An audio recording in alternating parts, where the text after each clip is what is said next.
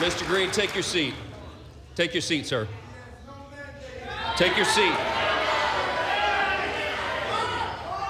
Finding that members continue to engage in willful and concerted disruption of proper decorum, the chair now directs the Sergeant-at-Arms to restore order. Remove this gentleman from the chamber.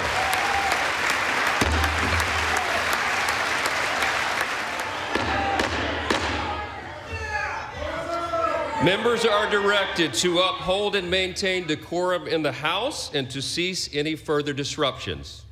That's your warning.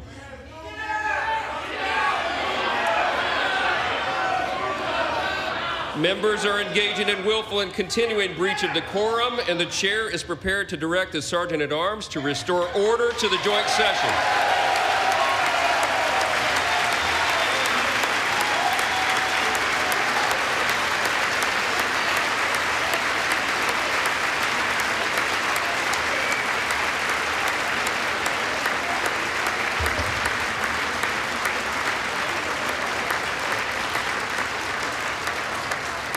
Mr. Green, take your seat.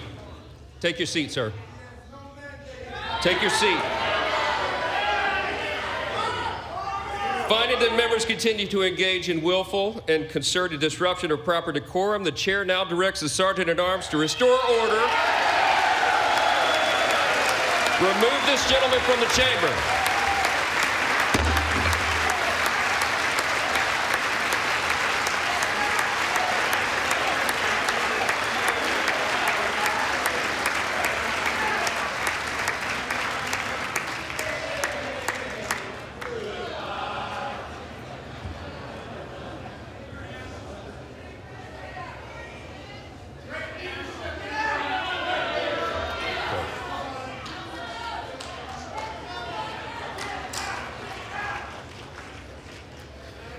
Members are directed to uphold and maintain decorum in the House.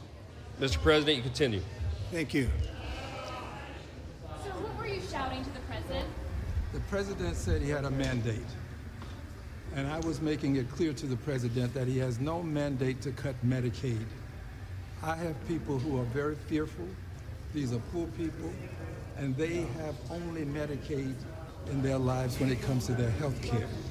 And I want him to know that his budget calls for deep cuts in Medicaid. He needs to save Medicaid, protect it. We need to raise the cap on Social Security. There's a possibility that it's going to be hurt. And we've got to protect Medicare. These are the safety net programs that people in my congressional district depend on. And this president seems to care less about them and more about the number of people that he can remove from the various programs that have been so helpful to so many people. It is the best way to get it across to a person who uses his incivility, against our civility.